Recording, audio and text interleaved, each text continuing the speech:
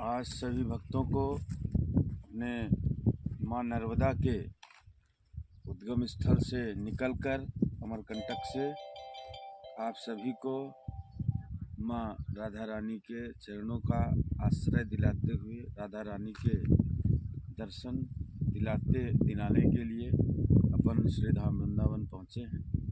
सभी को राधे राधे। राधा तू मेरी स्वामिनी, मैं राधे को दास, जन्म जन्म मोहि दीजियो, निज वृंदावन को वास। बोलिए राधे राधे। सेल्फी मत लिया करो, चलो जहाँ देखो वहीं से।